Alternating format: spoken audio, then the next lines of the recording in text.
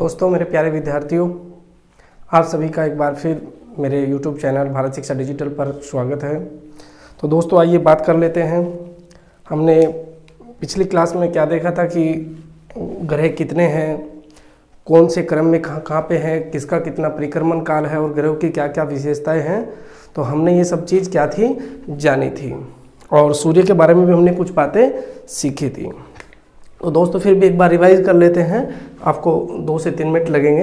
एक बार देख लेते हैं कि हमने क्या क्या किया था। तो दोस्तों, हम बात कर रहे थे ज्योग्राफी की, और ज्योग्राफी की जब बात होती है तो बात आती है पृथ्वी के रूप के अध्ययन से। तो हमने देखा था दोस्तों कि एक बिग बैंग थ्योरी के अनुसार क्या हुआ था, एक विस्फोट हुआ और हमारे ब्रह्मांड की उत्पत्ति क्या है, हुई। और इसी प्रकार से जब हमारे ब्रह्मांड की उत्पत्ति हुई तो आकाशगंगा की उत्पत्ति हुई, और आकाशगंगा की उत्पत्ति के साथ साथ में हमारी पृथ्वी बनी, और पृथ्वी के साथ में कुछ पिंड और हमारा जो सौरमंडल है, पृथ्वी और बहुत सारे उपग्रह और अन्य भी कुछ पिंड मिलकर क्या है, हमारे सौरमंडल का निर्माण करते हैं। तो दोस्तों, हमने अपनी पिछली क्लास में सौरमंडल के बारे में पढ़ा, और जिसमें हमने 2 बहुत अहम चीज़ जो है, एक सूर्य और दूसरी हमारी पृथ्वी जिस पर हम रहते हैं, उसके बारे में क्या किया, अध्ययन किया। तो दोस्तों, आज हम देख लेते हैं कि उपग्रह क्या है। देखो, हमने सूर्य और उसके साथ में ग्रह, और फिर हमने पृथ्वी का भी अध्ययन किया था साथ साथ में। और आज हम लोग देख लेते हैं, जब हमने सूर्य और ग्रह के बाद में हम किसका अध्ययन कर लेते हैं, उपग्रह का अध्ययन कर लेते हैं दोस्तों। और दोस्तों, मैं आपको बताता चलूं, कल हमारा जो एक छोटा सा विषय रह गया था वो था, ये था कि जो प्लूटो एक पहले ग्रह हुआ करता था, वो आज के समय में ग्रह नहीं है। उसका कारण क्या है दोस्तों, ग्रह किसी पिंड को ग्रह का दर्जा प्राप्त करने के लिए कुछ कंडीशन है, और जो प्लूटो है, प्लूटो उन कंडीशन को पूरी नहीं करता। इसलिए प्लूटो को क्या है कि IAU इंटरनेशनल एस्ट्रोनॉमिकल यूनियन ने इसको ग्रह का दर्जा समाप्त कर दिया, और अब ग्रहों की संख्या जो पहले 9 हुआ करती थी वो कितनी हो गई, 8।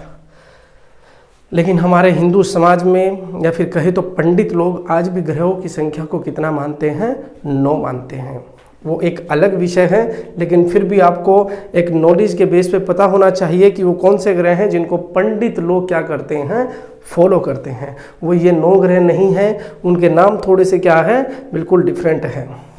हमारे पंडित लोगों के लिए क्या है, सूर्य भी एक ग्रह है, चंद्रमा भी क्या है, एक ग्रह है, और फिर हम मंगल से स्टार्ट करेंगे। मंगल भी एक ग्रह है, बुध भी एक ग्रह है, और बृहस्पति की जगह पंडित लोग क्या करते हैं, गुरु, कि तुम्हारा गुरु अच्छा है, तुम्हारा गुरु खराब है। तो जो पंडित लोग बात करते हैं तो वो ग्रह के लिए बात करते हैं। और गुरु के बाद क्या आता है दोस्तों, शुक्र आता है, और शुक्र के बाद दोस्तों क्या आता है, शनि। तो हम लगातार इन 5 दिनों को भी देखेंगे, मंगल बुध बृहस्पति की जगह, बृहस्पति को गुरुवार भी बोलते हैं। तो दोस्तों, यहाँ क्या है, हमें गुरुवार को लेना है। उसके बाद दोस्तों शुक्र और शनि। तो दोस्तों 5 और 2 7, और 2 जो ग्रह है वो आपने अच्छे से सुने होंगे, राहु और केतु। ये दोस्तों, इनको कौन फॉलो करते हैं, हमारे पंडित लोग। ये हमारे पंडितों के, जो हम लोग शास्त्र पढ़ते हैं, या फिर कहे जो एस्ट्रोलॉजी का जब हम अध्ययन करते हैं, और जब हम वहाँ प्लेनेट की, ग्रहों की बात करते हैं, तो ये वो वाले ग्रह हैं दोस्तों। ये कितने हैं, 9 हैं। और हमारे पंडित लोग आज भी क्या है, हमारे पंडित लोग आज भी क्या है कि इन 9 ग्रह को ही ग्रह मानते हैं। खैर छोड़िए, अब आते हैं विषय के ऊपर। तो दोस्तों, प्लूटो को ग्रह का दर्जा किस लिए ख़त्म किया गया दोस्तों। जो ग्रह होते हैं, सपोज दैट ये सन है, और ग्रह जो जिस वृत्ताकार पर इसका परिक्रमण करते हैं सूर्य का, प्लूटो भी इसी तरह से परिक्रमण करता था। लेकिन प्लूटो ने क्या किया, प्लूटो के विषय में दिक्कत क्या हुई कि ये कंडीशन बिल्कुल नहीं होनी चाहिए। हर एक ग्रह का अपना निश्चित पथ होता है, और उसका पथ अन्य ग्रह कभी भी एक दूसरे को क्रॉस नहीं करेगा। लेकिन प्लूटो अपने पथ को छोड़ के दूसरे ग्रह को पथ को क्या करता था, क्रॉस करता था, इसलिए IAU ने प्लूटो को क्या किया, दर्जा समाप्त कर दिया। और आज ग्रहों की संख्या कितनी है, 8। तो दोस्तों आइए बात कर लेते हैं उपग्रह के बारे में। उपग्रह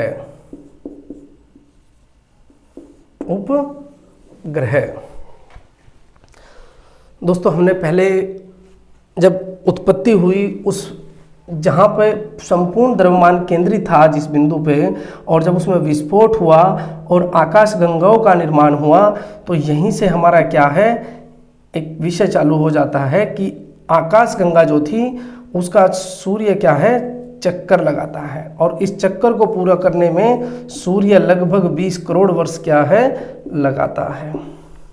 अब फिर सूर्य को स्थिर मान ले तो सूर्य के भी चक्कर क्या है, हमारे ग्रह लगाते हैं। और हमारे ग्रहों के जो चक्कर है दोस्तों, वो कौन लगाते हैं, उपग्रह लगाते हैं। हमारी आकाशगंगा का चक्कर दोस्तों सन लगाता है, और सन बहुत सारे आकाशीय पिंड जो कहे कि जो सौरमंडल का हिस्सा है वो किसका चक्कर लगाते हैं, सूर्य का चक्कर लगाते हैं। और जो सूर्य का चक्कर लगाते हैं उनका चक्कर जो जिनको हमने ग्रह का दर्जा प्राप्त है, और उन ग्रहों के जो चक्कर लगाते हैं उनको क्या कहते हैं, उपग्रह कहते हैं। यानी कि हम अगर थोड़ा सा विज्ञान की भाषा में बात करें तो उपग्रह वो आकाशीय पिंड हैं, वो आकाशीय पिंड हैं जिनके पास अपना प्रकाश तो नहीं है, या फिर कहे कि वो प्रकाश रहित है, और वो ग्रहों के क्या है, चक्कर लगाते हैं। तो दोस्तों ये आपको बहुत सिंपल डेफिनेशन है, मेरे हिसाब से बहुत अच्छे से समझ में आ गई होगी कि जो आकाशीय पिंड ग्रहों का क्या है, चक्कर लगाते हैं, वो क्या है, उपग्रह है। लेकिन दोस्तों मैं आपको बता दूं कि उपग्रह भी क्या है, 2 तरह के होते हैं। और 2 तरह के क्या होते हैं दोस्तों, एक जो नंबर है दोस्तों, एक होते हैं दोस्तों कृत्रिम उपग्रह,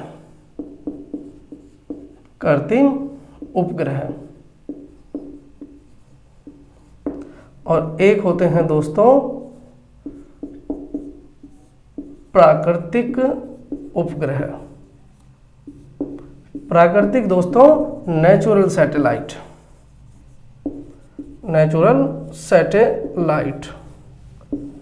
और दोस्तों कृत्रिम क्या है, इनको हम ह्यूमन मेड भी बोल सकते हैं, या फिर कहें कि आर्टिफिशियल सैटेलाइट। ये दोस्तों क्या है, 2 तरह के उपग्रह होते हैं। एक होते हैं दोस्तों कृत्रिम उपग्रह, और दूसरे होते हैं दोस्तों प्राकृतिक उपग्रह। नेचुरल यानी कि नेचुरल रूप से, यानी कि प्राकृतिक रूप से, यानी कि जब विस्फोट हुआ उसी के अंदर कुछ पिंड बने, और वो पिंड जैसे हमारे ग्रह बने, या फिर कहे कि हमारी पृथ्वी बनी, क्योंकि पृथ्वी भी क्या है, एक ग्रह है। इसी प्रकार से बहुत सारे क्या है, जो पिंड है जो अंतरिक्ष में एक दूसरे का चक्कर काट रहे हैं, वो क्या है, बहुत सारे ऐसे पिंड जो आकाश में एक दूसरे पिंडों का परिक्रमण कर रहे हैं। उन्हीं की भांति क्या है कि हमारे कुछ उपग्रह हैं। तो वो कौन से उपग्रह हैं, जो एक प्राकृतिक रूप से बने, वो प्राकृतिक उपग्रह है। जो किसी घटना के फलस्वरूप बने, वो क्या है, वो नेचुरल सैटेलाइट है। और दोस्तों जब हम बात करते हैं कृत्रिम उपग्रह की, तो वो ऐसे सैटेलाइट हैं जो मानव ने यांत्रिक रूप से, या फिर कहे कि ऐसे यंत्र है जो हमारी पृथ्वी का चक्कर काट रहे हैं। तो दोस्तों जब हम बात करते हैं प्राकृतिक उपग्रह की, तो प्राकृतिक उपग्रह में जैसे दोस्तों हमारी पृथ्वी का चक्कर कौन काट रहा है, चंद्रमा। इसी प्रकार से कल मैंने आपको बताया था कि मंगल के कितने ग्रह हैं, डिमोस और फिबोस, 2 ग्रह है, डिमोस और फिबोस। और इसी प्रकार से जब हम बात करते चले थे कि बृहस्पति के कितने ग्रह हैं दोस्तों, बृहस्पति के दोस्तों 79, और शनि के हमने देखा था दोस्तों 82 उपग्रह है। दोस्तों हमने कहा पृथ्वी का एक उपग्रह है चंद्रमा, जो पृथ्वी के चारों तरफ चक्कर लगाता है, और पृथ्वी क्या है दोस्तों, एक ग्रह है, और इसका उपग्रह कौन हुआ दोस्तों, चंद्रमा हुआ। जब हम बात करते हैं मंगल ग्रह की, इसके चारों तरफ को चक्कर लगाने वाले उपग्रह कौन से हैं दोस्तों, डिमोस और फिबोस। और डिमोस क्या है दोस्तों, हमारा सबसे छोटा उपग्रह का दर्जा किसको प्रदान है दोस्तों, डिमोस को। और फिर हम बात करते हैं दोस्तों बृहस्पति की। बृहस्पति ग्रह के दोस्तों कितने उपग्रह हैं, 79, और इसी का एक उपग्रह है गैनीमीड, जो हमने तुम्हें कल बताया था। और ये क्या है दोस्तों, सबसे बड़ा उपग्रह का दर्जा किसको प्रदान है दोस्तों, गैनीमीड। तो दोस्तों अब देख लेते हैं कृत्रिम उपग्रह।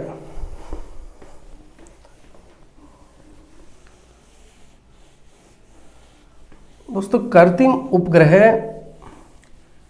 कहे तो ऐसे यंत्र है जो किसी न किसी ग्रह के चक्कर लगा रहे हैं, लेकिन वो मानव ने अपनी आवश्यकताओं के लिए क्या है, स्थापित किसी ग्रह की कक्षा में किए हुए हैं।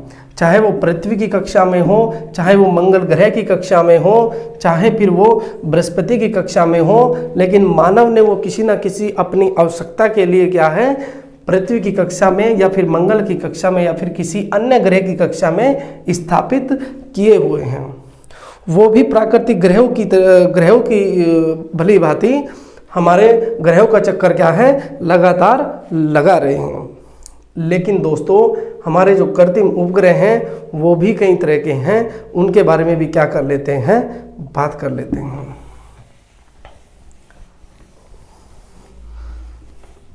दोस्तों जब कृत्रिम ग्रह का पहला चरण था, या कहे कि स्टार्टिंग फेज था, तो हमारा सपोज दैट ये हमारी क्या है, पृथ्वी है।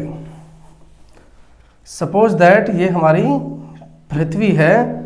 और दोस्तों पृथ्वी, अगर हमें मान के चलिए कि पृथ्वी की कक्षा में कोई उपग्रह स्थापित करना है, तो दोस्तों उसको करने के लिए क्या है, उपग्रह क्या है दोस्तों, कृत्रिम उपग्रह क्या होते हैं दोस्तों, ऐसे यंत्र होते हैं जो हम इसकी कक्षा में क्या करते हैं, स्थापित करते हैं।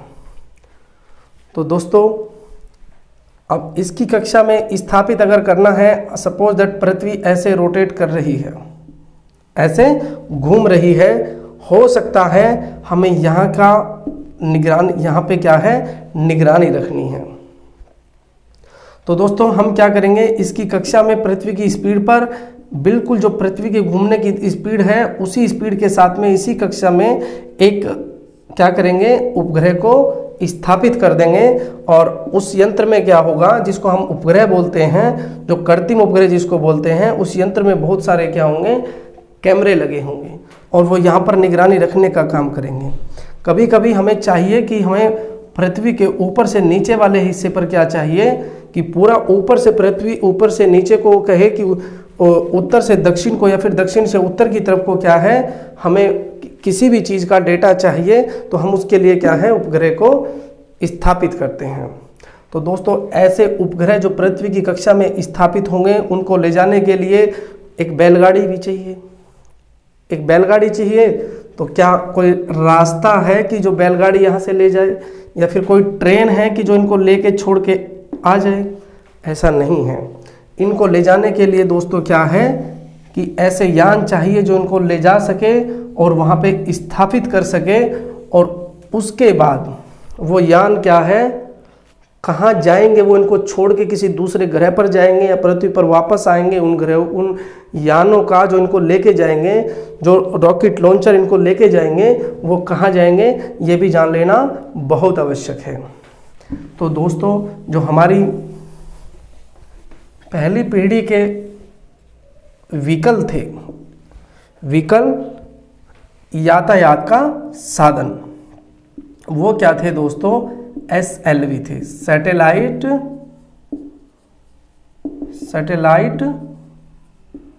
Launch vehicle. फिर दोस्तों ASLV आया। कहे तो ये पहली पीढ़ी और ये दूसरी पीढ़ी के व्हीकल थे। ये क्या थे, दूसरी पीढ़ी के व्हीकल थे। आर्गुमेंट सैटेलाइट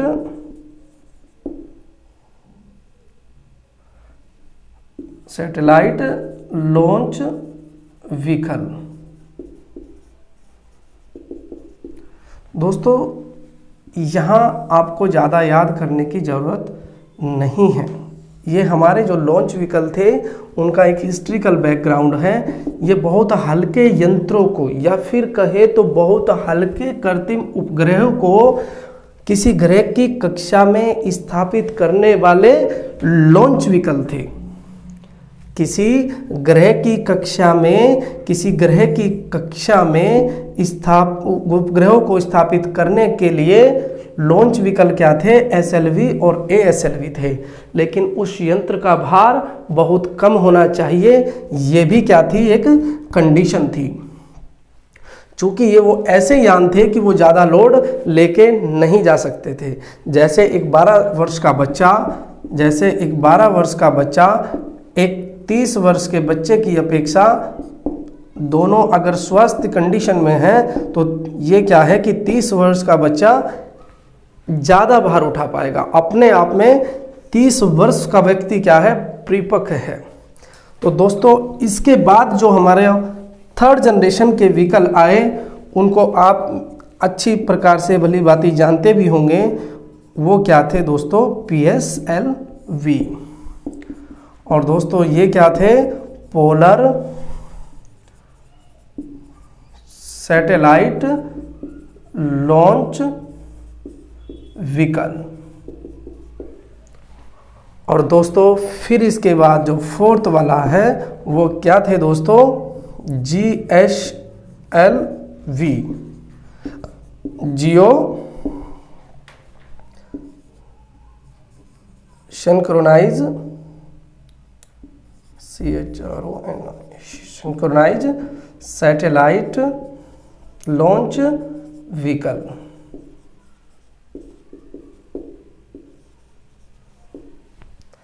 ये दोस्तों क्या है, हमारे फोर्थ जनरेशन वाले क्या है, GSLV। और फिर हमारा क्या आता है दोस्तों, फिफ्थ जनरेशन का, जिसके ऊपर अभी क्या है दोस्तों, ट्रायल फेज चल रहा है। अभी ऐसे सैटेलाइट लॉन्च व्हीकल वर्किंग में नहीं है, लेकिन हम लोग क्या कर रहे हैं, हमारे वैज्ञानिक क्या कर रहे हैं, इसके ऊपर अनुसंधान कर रहे हैं और कोशिश की जा रही है कि हम 2022 या 23 में इसका उपयोग करके जो है अपने सैटेलाइट को उसके गंतव्य स्थान तक पहुंचा सके, उसको कक्षा में स्थापित कर सके। तो दोस्तों ऐसे RSLV ये दोस्तों हैं रीयूजेबल सैटेलाइट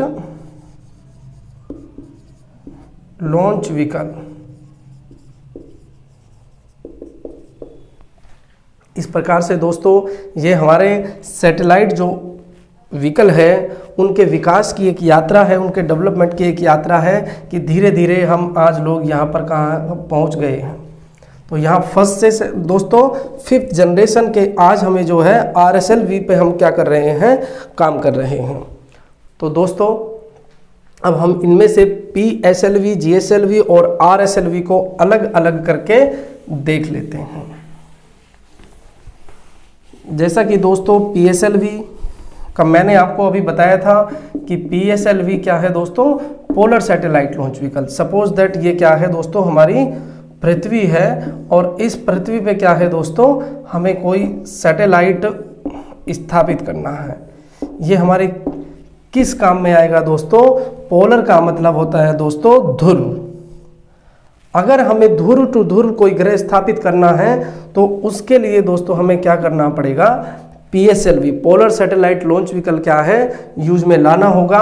और दोस्तों मैं आपको बता दूं इस प्रकार के वो क्या होते हैं, यान होते हैं और वो 3 या 4 चरणों में क्या होते हैं दोस्तों, उस यान का जो पार्टीशन होता है वो 3 या 4 चरणों में क्या होता है दोस्तों, विभाजित होता है। वैसे तो दोस्तों ये साइंस और टेक का हिस्सा है, साइंस में हम इसको पढ़ेंगे। लेकिन फिर भी थोड़ा सा बताते चले दोस्तों कि जब ये ऊपर ये हमारे ये चरण ईंधन वाले होते हैं और ये पार्ट जो है दोस्तों मान के चलिए कि इसका इंजन होता है जो इसको ऊपर ले जाने का कार्य करता है।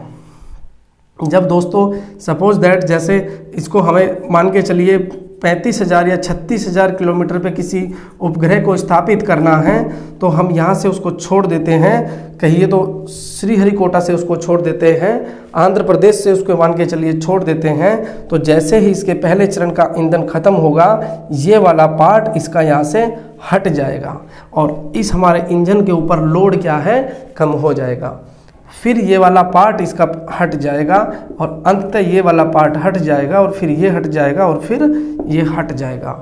और इसी प्रकार से मान के चलिए कि हमारा जब ये सारे पार्ट हट जाएंगे या हटने से पहले हम अपने उपग्रहों को उनकी कक्षा में स्थापित कर लेंगे और अंत में जब हमारा ये यान बचेगा ये कहाँ पहुँचेगा? ये दोस्तों कहीं नहीं पहुँचेगा। इसके अंदर दोस्तों ऐसा सिस्टम फिट होता है कि जब हमारे उपग्रह को हम सेट कर लेते हैं उसके बाद इसको क्रैक कर दिया जाता है, इसको ब्लास्ट कर दिया जाता है और ये टुकड़ों में विभाजित हो जाता है और अंतरिक्ष में वो टुकड़े उपग्रहों की भांति क्या है चक्कर लगाते रहते हैं। और ये एक बहुत बड़ी समस्या है। इसी कचरे को ये किसी भी काम का नहीं है इसलिए इसको कचरा बोला जाता है। और कौन सा कचरा बोला जाता है दोस्तों? अंतरिक्ष कचरा। और इस कचरे को हम नाम देते हैं डबरी। डबरी क्या है? अंतरिक्ष कचरा। जो हम अपने सैटेलाइट लॉन्च व्हीकल भेजते हैं उनका क्या है बाद में जो यंत्र वाला हिस्सा बचता है उसको ब्लास्ट कर दिया जाता है, वो टुकड़ों में टूट जाता है और वो हमारे उपग्रहों की भांति। और कई बार ऐसी घटनाएं देखी गई हैं कि वो हमारे यंत्र के टुकड़े हमारे जो हमने उपग्रह स्थापित किए हैं उनसे टकरा जाते हैं और उनमें तकनीकी खराबियां आ जाती है और वो भी एक कचरे का रूप धारण कर लेते हैं। जिसको हमने अपने किसी उद्देश्य के लिए भेजा था वो भी क्या है कचरा बन जाता है इस कचरे की वजह से। तो दोस्तों इससे पहले क्या है हम दोस्तों अब देख लेते हैं इसी समस्या का हल ढूंढने के लिए हमारे वैज्ञानिक एक अभी जो GSLV को बाद में देखेंगे, ठीक इसके बाद में देखेंगे, लेकिन जब बात कचरे की चल रही है, अंतरिक्ष कचरे की चल रही है तो हम इस बात पे गौर कर लेते हैं कि जो RSLV हमारे लॉन्च व्हीकल है वो वैज्ञानिकों ने इसी डबरी से बचने के लिए क्या है तैयार किए हैं। तो इस डबरी से बचने के लिए हमारा रीयूजेबल सैटेलाइट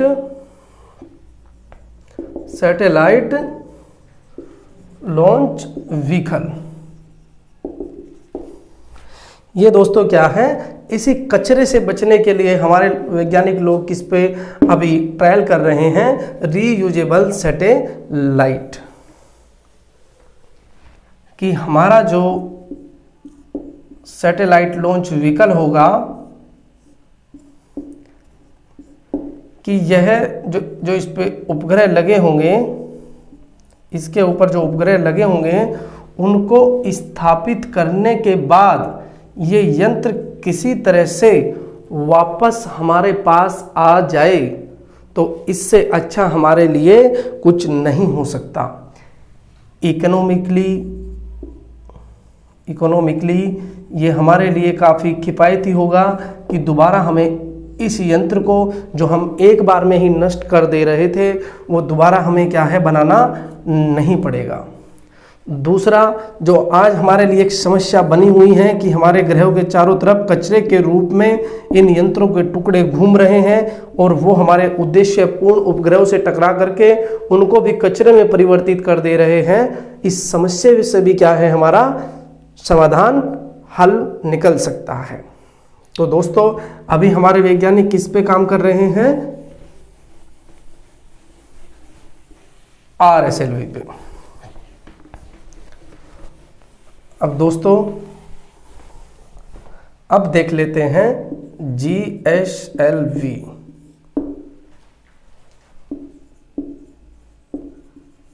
जियो सिंक्रोनाइज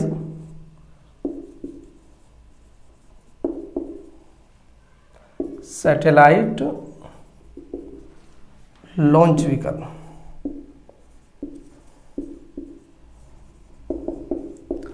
दोस्तों ये वाले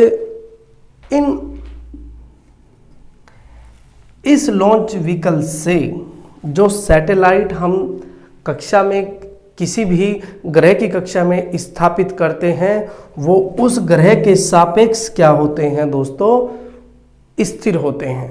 तो ऐसे उपग्रह को जो हम GSLV से स्थापित करते हैं जियो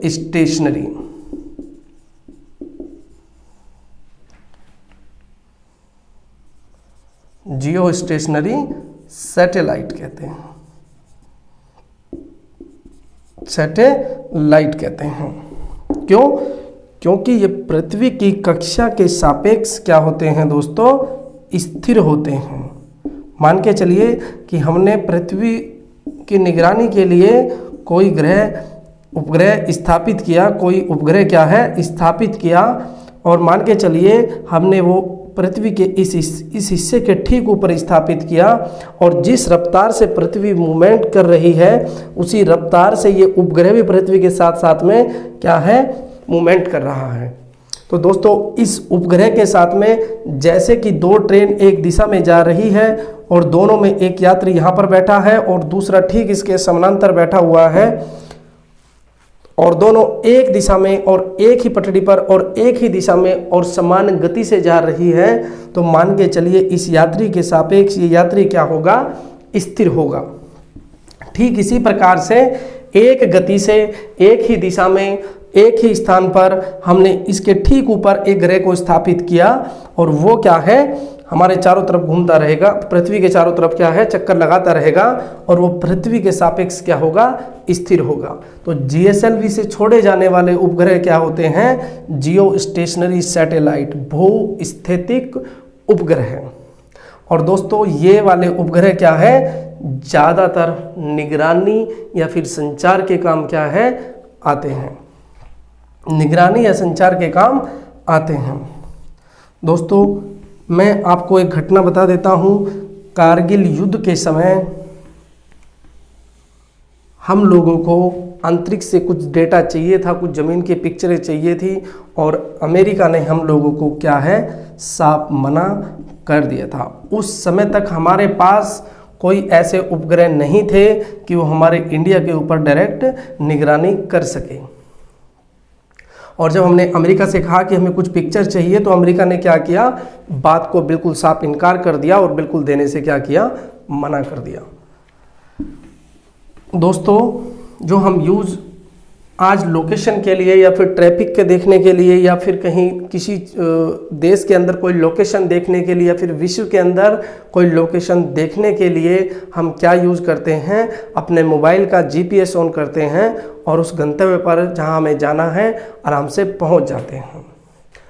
दोस्तों अमेरिका ने क्या बनाया हुआ है, GPS। ये किस देश का है दोस्तों, GPS global positioning system, global positioning system, ये दोस्तों अमेरिका ने बना हुआ है। और पृथ्वी के चारों तरफ 72 सैटेलाइट क्या है, सेट किए हुए हैं, और वो हमारी पृथ्वी के ऊपर क्या है, निरंतर निगरानी रखते हैं। और अभी इसमें से दोस्तों 33 क्या है, वर्किंग में हैं। अभी कार्यरत कितने हैं, 33 है। लेकिन दोस्तों जब कभी हम लोगों को किसी आवश्यकता में हमारे इंडिया की पिक्चर की आवश्यकता होती है, तो हमने देखा है पूर्व में हम कारगिल को देख चुके हैं, बम्बई हमले को देख चुके हैं, तो हमें क्या होता है कि साफ मना कर दिया जाता है कि हम ऐसी पिक्चर को नहीं उपलब्ध कराएंगे। तो इसीलिए ठीक इसी तरह GPS की तरह अभी भारत क्या कर रहा है, IRNSS, इसके लिए 7 सैटेलाइट छोड़े गए हैं। IRNSS, Indian regional navigational satellite system. दोस्तों ये हमारा इंडिया का खुद का क्या है, निगरानी रखने के लिए हमने क्या बनाया दोस्तों, एक उपग्रह का पूरा सिस्टम तैयार किया कि जो हमारे देश के ऊपर और हमारे देश के आसपास वाले देशों के ऊपर क्या है, निगरानी रख सके। दोस्तों इसमें मात्र 7 सैटेलाइट हमने क्या है, सेट किए हैं। ये पूरे विश्व पे तो निगरानी नहीं रख सकते, लेकिन भारत और उसके आसपास के देशों पे क्या है, निगरानी रख सकता है। तो दोस्तों आपको ये याद रखना है कि भारत का ठीक जीपीएस की तरह कौन सा सिस्टम है जो हमने अभी तैयार किया है। तो दोस्तों इसका नाम क्या है, IRNSS ऑब्लिक, एक दूसरा भी नाम इसको दिया गया है नाविक। तो दोस्तों आपको ये याद रखना है, हो सकता है आपके एग्जाम में ये आपसे पूछ लिया जाए। इसी प्रकार से दोस्तों आपको कुछ देश हैं जिनके अपने नेविगेशनल सिस्टम क्या है, बने हुए हैं। 2-3 के ज़्यादा इम्पोर्टेंट है, आपको याद रख लेना है। रूस का आपको याद रखना है क्या है, ग्लोनास। चीन का आपको याद रखना है, चीन का दोस्तों क्या है, बाइडू। और दोस्तों एक हमारा यूरोपीय संघ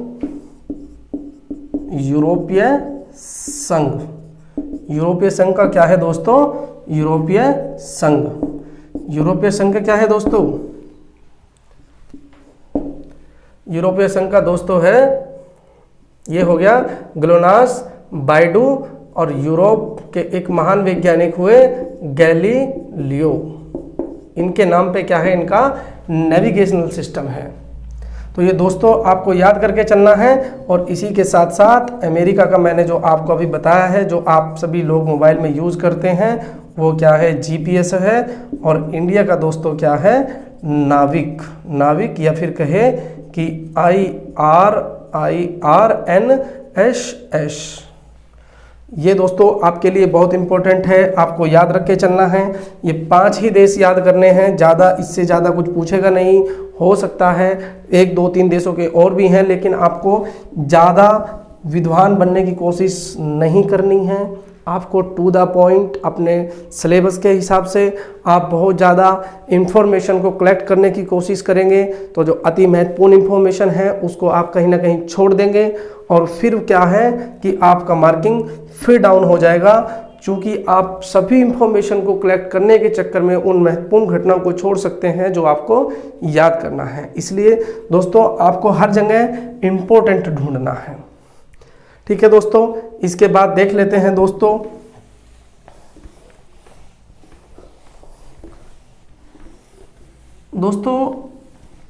अभी कुछ देशों ने अंतरिक्ष में बैठ के अन्वेषण करने के लिए या फिर कहे कि रिसर्च करने के लिए अपनी लैब को अंतरिक्ष में ही स्थापित कर लिया है। और इसी प्रकार से इंडिया ने भी क्या है, इंडिया भी उस क्लब में शामिल हो गया है और अपनी वेधशाला क्या है, स्थापित कर ली है। और उस वेधशाला का नाम भी आपको याद रखना है दोस्तों, एस्ट्रोसैट।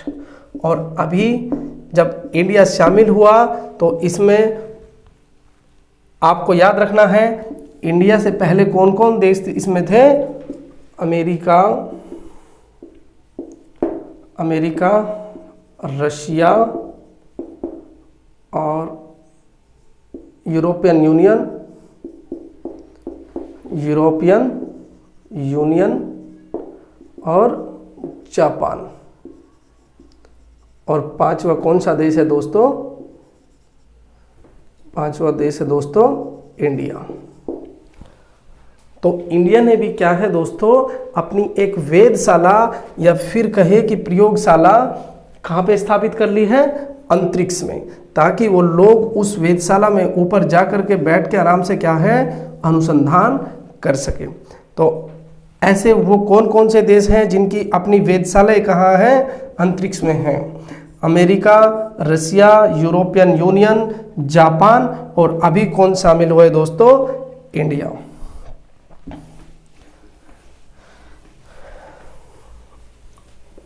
तो दोस्तों मैंने पिछली क्लास में आपको अभी कुछ घटनाएं समझ लेनी है, या इससे पहले हम देख लेते हैं कि कुछ और भी पिंड हैं, उनको भी क्या है देख लेते हैं। तो दोस्तों हम बात करते हैं इसी तरह के पिंड की, उल्का पिंड। ये छोटे छोटे टर्म्स हैं, आपको याद रखना है, आपको याद रखना है। आपकी छोटी छोटी चीज़ों पे पकड़ होगी तो 100% आपके ज़्यादा से ज़्यादा चांस ये रहेंगे कि आप ज्योग्राफी में या फिर कहे कि भूगोल में आप अपनी एक अच्छी पकड़ बना पाएंगे। अगर आप इन शब्दावलियों पे, इन वर्डों को आप अच्छे से परिभाषित नहीं कर पाते हैं तो कहीं ना कहीं आप अपने आप को कमज़ोर कर रहे हैं। क्योंकि आप सभी जानते होंगे कि जब हम सबसे पहले ABCD पढ़ते हैं या फिर कहे कि अल्फ़ाबेट का ज्ञान अच्छे से कर लेते हैं, उसके बाद हम वर्ड जो कॉम्बिनेशन होता है 2 और मोर लेटर्स का, और उसका कोई क्या है मीनिंग होता है, उसी को क्या कहते हैं? वर्ड कहते हैं। लेकिन हमें वर्ड का ज्ञान तभी होता है ना तब हम लेटर का ज्ञान अच्छे से क्या है रखते हैं।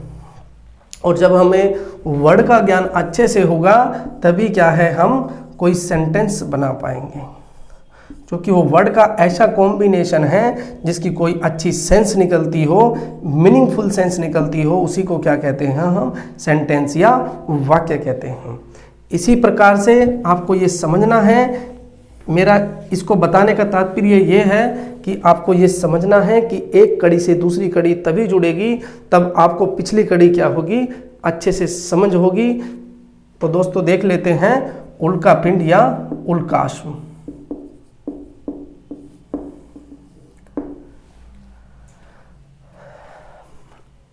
दोस्तों आपने एक शब्द पढ़ा होगा जीवाश्म, और जब हम जीवाश्म की बात करते हैं तो सीधा सीधा एक अर्थ हमारे अंदर आता है कि जीवों के अवशेष, जीवों के अवशेष।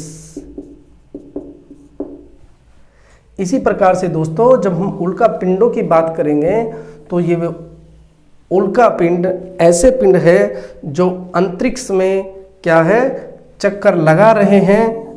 और कभी कभी क्या होता है दोस्तों कि ये वो पिंड जो अंतरिक्ष में चक्कर लगा रहे हैं हमारी पृथ्वी के गुरुत्वाकर्षण क्षेत्र में आ जाते हैं। और गुरुत्वाकर्षण क्षेत्र में आने का मतलब ये है कि पृथ्वी उनको अपनी तरफ आकर्षित कर लेती है अपने गुरुत्व बल के कारण। और फिर दोस्तों घटना क्या घटती है कि जब कोई पिंड पृथ्वी की तरफ को आएगा और बहुत तेज़ी के साथ में आएगा और हमारे वायुमंडल में बहुत सारे धूल कण हैं, उनके साथ में घर्षण होगा और एक चिंगारी की तरह वो हमें आता हुआ दिखाई देगा। और फिर हम कहेंगे कि तारा टूट गया है। तारा नहीं टूटता है दोस्तों, वो कोई पिंड होता है। और वो क्या होता है हमारी पृथ्वी के गुरुत्वाकर्षण बल के कारण, हमारे गुरुत्वाकर्षण क्षेत्र में आने के कारण पृथ्वी की तरफ को खींच के आ जाता है और वो स्पीड के साथ क्या है हमारे धरातल की ओर को आता है।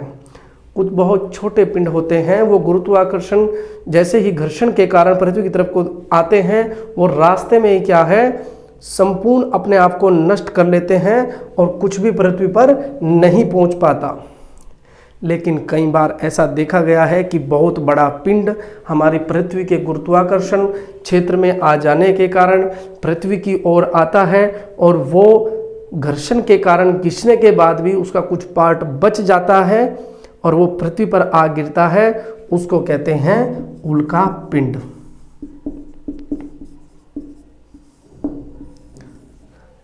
और दोस्तों जो पिंड पृथ्वी तक पहुंच ही नहीं पाता बल्कि ऊपर ही क्या है घर्षण के कारण नष्ट हो जाता है, उसको कहते हैं उल्काश्म। उसको क्या कहते हैं उल्काश्म।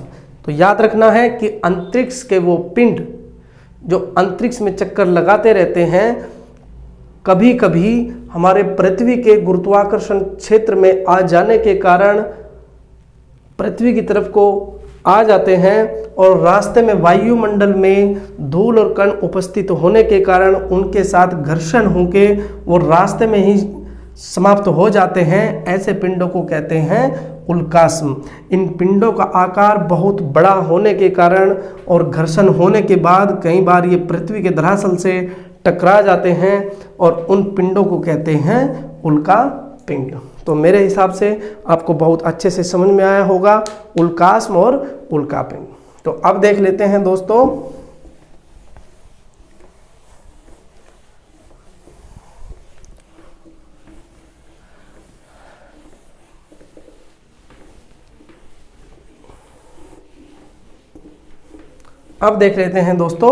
पुच्छल तारा।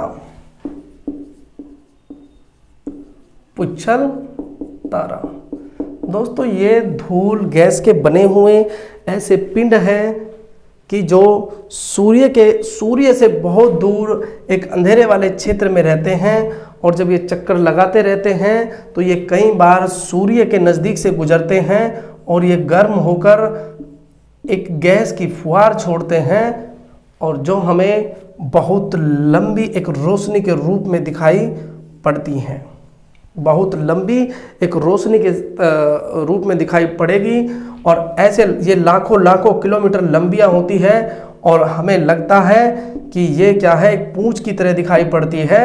और ऐसे पिंडों को हम क्या कहते हैं दोस्तों? पुच्छल तारा कहते हैं। क्या कहते हैं दोस्तों? पुच्छल तारा कहते हैं। तो दोस्तों सिर्फ आपको इतना ही पता होना चाहिए, पुच्छल तारे का मतलब किसी तारे से नहीं है, ऐसे पिंड से नहीं है जिसमें अपना ऊष्मा और प्रकाश है। पुच्छल तारा इसका नाम जरूर है। तारा किस लिए जरूर है? चूँकि ये आसमान में हमें एक चमक के रूप में दिखाई पड़ता है। चमक के रूप में दिखाई पड़ने का कारण क्या है कि ये सूर्य के पास से होकर गुजरते हैं और अत्यधिक टेम्परेचर हो जाने के कारण ये गर्म हो जाते हैं और एक चमकीले रूप में हमें दिखाई पड़ते हैं। और चमकीले रूप में हमें दिखाई कौन पड़ता है? तारा पड़ता है। इसलिए हमने इसको पुच्छल तारा नाम दिया, क्योंकि ये बहुत दूर लंबी लंबी एक रेखा सी बना लेते हैं जो कि लाखों लाखों किलोमीटर की रेखा होती है और इसको हम नाम दे देते हैं पुच्छल तारा। तो दोस्तों मेरे हिसाब से ये भी आपको अच्छे से क्या है समझ में आ गया होगा। अब दोस्तों आगे आगे हमको ये थोड़ी सी छोटी छोटी चीज़ें सीख लेनी है और आगे फिर बहुत आसान आपका जो है रास्ता हो जाएगा और चीज़ें आपको बहुत जल्दी जल्दी क्या है समझ में आएगी और आपको बिल्कुल ऐसे लगेगा कि एक बहुत ही सामान्य सी और साधारण सी सिर्फ सीखने की बात है। इसमें आपको बहुत ज़्यादा याद करने की ज़रूरत नहीं है। ज्योग्राफी को आपको 80% याद करने की ज़रूरत नहीं है, सिर्फ आपको क्या है सीखना है। 20% चीज़ें मैं मानता हूँ कि तथ्यात्मक हो सकती है, फैक्ट हो सकते हैं, लेकिन 80% चीज़ें क्या है कि बिल्कुल सिस्टेमेटिकली सेट है। आपको उनको सिर्फ सीखना है और सीखने से आपकी वो चीज़ें क्या है बिल्कुल क्लियर हो जाएगी। आपके एक नहीं एक चीज़ें से एक दो चीज़ों से क्या है अनेकों कॉन्सेप्ट क्या है बिल्कुल क्लियर हो जाएंगे। तो दोस्तों अब हम देख लेते हैं कुछ घटनाएं जो मैंने आपको अपनी लगभग दूसरी या तीसरी क्लास में बताई थी। दोस्तों 3 घटनाएं होती हैं और भी अध्ययन करेंगे सूर्य और चंद्रमा के बीच, या फिर कहे तो पृथ्वी, सूर्य और चंद्रमा, इन तीनों के बीच में कुछ घटनाएं होती हैं जिनको हम सूर्य ग्रहण, चंद्र ग्रहण के भी नाम से जानते हैं। लेकिन आज हम 3 कंडीशन को पढ़ेंगे जो कि हमारे सूर्य और चंद्रमा के बीच में स्थापित होती है। खाली किसके बीच में स्थापित होती है? पृथ्वी और चंद्रमा के बीच में। जब हम सूर्य का भी अध्ययन करेंगे इन तीनों को मिला करके, तब हमारे सूर्य ग्रहण और चंद्र ग्रहण की घटनाएं क्या है देखने को मिलेगी। अभी हम अध्ययन कर रहे हैं चंद्रमा और पृथ्वी का। दोस्तों ये है हमारी पृथ्वी और पृथ्वी का उपग्रह क्या है दोस्तों? पृथ्वी का उपग्रह है चंद्रमा और मान के चलिए ये क्या है हमारे चंद्रमा जी है। और ये चक्कर कहाँ लगा रहे हैं? इस शेप में पृथ्वी के क्या है, चारों तरफ एक दीर्घवृत्ताकार पथ पे। तो दोस्तों अब चूंकि ये पथ क्या है, दीर्घवृत्ताकार है, ये वृत्ताकार नहीं है, ये क्या है, दीर्घवृत्ताकार है। अंडे की तरह इसका क्या है, शेप है। जब अंडे की तरह का शेप होगा तो हमारे चंद्रमा जी कभी हमारी पृथ्वी के नज़दीक होंगे और कभी क्या है, दूर होंगे। एक दूरी जो हम पृथ्वी और चंद्रमा के बीच में मान के चलते हैं वो है 3,84,000 क्या है, किलोमीटर है। पृथ्वी से चंद्रमा की दूरी क्या है, 3,84,000 किलोमीटर क्या है, पृथ्वी और चंद्रमा के बीच की दूरी है। लेकिन कभी कभी जब ये यहाँ होगा या फिर यहाँ होगा तो इनके और इनके बीच की दूरी क्या होगी, बहुत कम होगी। कभी कभी जब ये सूर्य और चंद्रमा और पृथ्वी के बीच में ऐसी स्थितियां बनेगी कि चंद्रमा पृथ्वी के सबसे नज़दीक होगा, सबसे नज़दीक होगा, उससे ज़्यादा न्यूनतम दूरी कभी नहीं हो सकती, न्यूनतम दूरी कभी नहीं हो सकती। देखिए अब ये दूरी, ऐसे तो चंद्रमा रोज पृथ्वी के चारों तरफ चक्कर लगाता है, लेकिन पृथ्वी भी घूम रही है किसके चारों तरफ, सूर्य के चारों तरफ। तो कभी कभी ऐसी कंडीशन, ऐसी शर्तें आपको ऐसा दिखाई देगा कि अब जो है वो कंडीशन है कि सूर्य पृथ्वी के, ये हमारा चंद्रमा पृथ्वी के सबसे क्या है, नज़दीक है। और जब कोई चीज़ या ऑब्जेक्ट हमारे सबसे नज़दीक होगा तो ये बहुत सामान्य सी बात है कि वो हमें थोड़ा क्या है, आकार में बड़ा दिखाई देगा। और जब कोई ऑब्जेक्ट या वस्तु हमारे से दूर होगी वो हमें आकार में छोटी दिखाई देगी।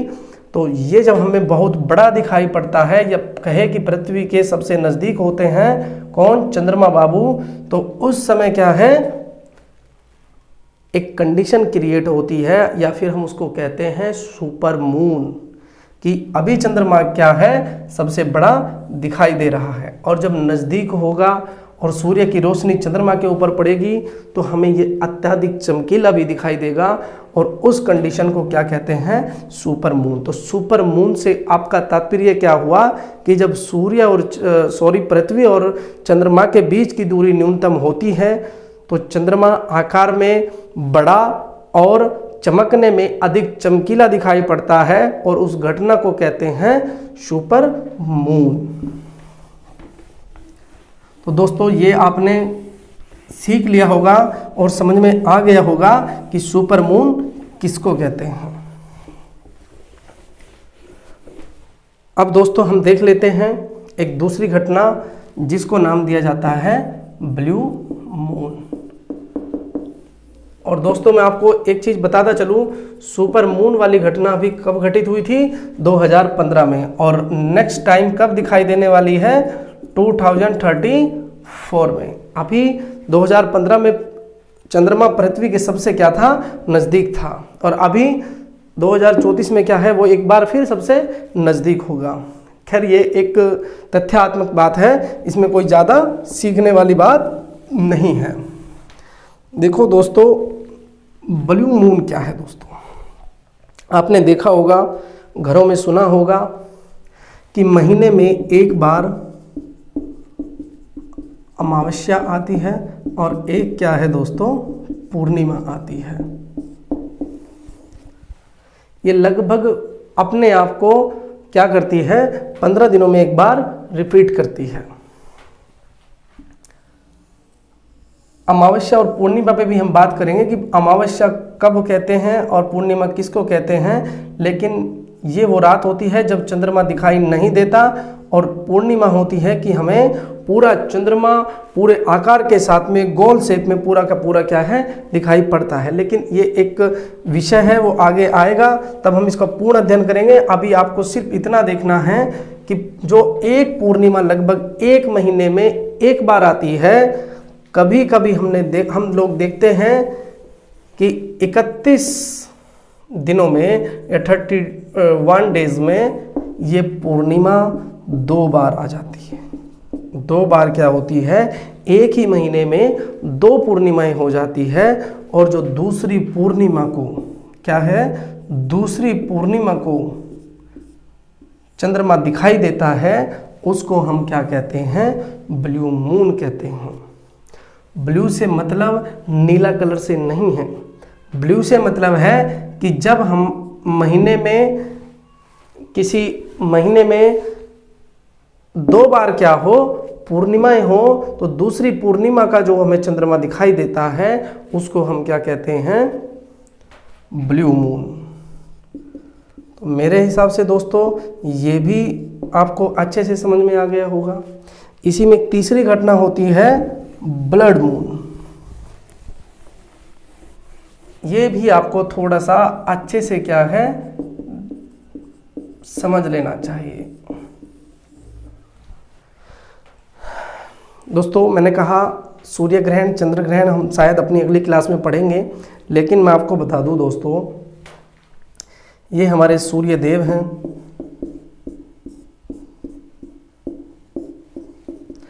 ये हमारी पृथ्वी है।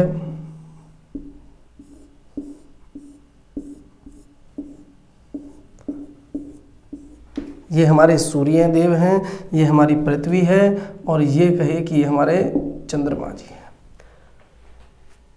जब ऐसी कंडीशन क्रिएट हो जाए कि बीच में पृथ्वी हो और इधर चंद्रमा हो और इधर सूर्य हो, तो सूर्य से आने वाला प्रकाश को, संपूर्ण प्रकाश को, कभी कभी संपूर्ण को और कभी कभी कुछ कम, या फिर कहे 10% से लेके या 1% से लेके 100% तक ये घटना हो सकती है कि वो कितने भाग को इसके कवर कर लेता है। लेकिन जब कभी 100% को रोक लेती है, हमारी पृथ्वी सूर्य से आने वाले प्रकाश को 100% रोक लेती है और चंद्रमा पर बिल्कुल भी प्रकाश जाने नहीं देती, तो ये हमें चंद्रमा लाल रंग का दिखाई पड़ता है। जब चंद्र ग्रहण की घटना होती है, चंद्र ग्रहण का मतलब है कि चंद्रमा पर सूर्य का प्रकाश नहीं पहुंच पाता, पृथ्वी बीच में आ जाती है। तो दोस्तों कभी कभी 100% प्रकाश नहीं पहुंच पाता, और उस स्थिति में चंद्रमा जो है हमें लाल रंग का दिखाई पड़ता है। और इस लाल रंग के दिखाई पड़ने वाले चंद्रमा को हम क्या कहते हैं, ब्लड मून कहते हैं। ये वो घटना होती है जिसको हम ब्लड मून के नाम से क्या है जानते हैं। इसी ब्लड मून की घटना को टेट्राड के नाम से भी जाना जाता है। टेट्राड या ब्लड मून, टेट्राड या ब्लड मून। तो दोस्तों आपको यहाँ तक मेरे हिसाब से बड़ा अच्छा से समझ में आया होगा और कोई दिक्कत नहीं हुई होगी। तो दोस्तों इसी में मैं एक बात और आपको बताता चलता हूँ, जो ये अपनी अभी कुछ सालों पहले लगभग 2018 में एक घटना हुई थी कि जिसमें सुपर मून, ब्लड मून और ब्लू मून, ब्लू क्या है, ब्लू मून को एक साथ देखा गया था, और उस घटना को हमने नाम दिया था super blood blue moon, blue moon. अभी 2018 में ये तीनों घटनाएं एक साथ घटित हुई और इसको नाम क्या दिया गया, सुपर ब्लड ब्लू मून। तो मेरे हिसाब से दोस्तों आज के लिए ये काफ़ी हुआ होगा, और एक साथ बहुत ज़्यादा करेंगे तो चीज़ें बहुत कठिन हो जाएगी और हो सकता है कि आपको समझ में ना आए। तो दोस्तों अगली क्लास में मिलते हैं इसी के साथ, इसी जज्बे के साथ में। और आपको क्या है, मुझे फॉलो करते रहना है और इसी प्रकार से आगे बढ़ते रहना है, और जल्दी हम एक अपनी अच्छी समझ ज्योग्राफी के ऊपर क्या करेंगे, बना लेंगे। तो दोस्तों 2 मिनट में मैं एक बार चीज़ों को रिपीट कर देता हूँ। दोस्तों हमने क्या किया था, ज्योग्राफी से स्टार्ट किया था, और ज्योग्राफी से स्टार्ट करके हमने पहले क्या देखा दोस्तों, ब्रह्मांड कैसे बना, और ब्रह्मांड की उत्पत्ति के साथ ही फिर हमने देखा आकाश गंगाएं कैसे बनी। आकाश गंगा के साथ में फिर हमने देखा कि पृथ्वी की उत्पत्ति कैसे हुई, और पृथ्वी के साथ साथ में हमने देखा कि ग्रहों की उत्पत्ति कैसे हुई, उपग्रह कैसे बने, उल्कापिंड किसको कहते हैं, सूर्य और उसमें घटित होने वाली घटनाएं, या फिर पुच्छल तारा, या फिर ब्लू मून या फिर ब्लड मून और सुपर मून। इस तरह की हमने दोस्तों क्या किया, एक बेसिक समझ क्या है अपने अंदर बना ली है, और धीरे धीरे अब आगे हम क्या है बढ़ते जाएंगे और चीज़ों को समझते जाएंगे। आज की क्लास को मैं यहीं क्या है विराम देता हूँ दोस्तों, धन्यवाद।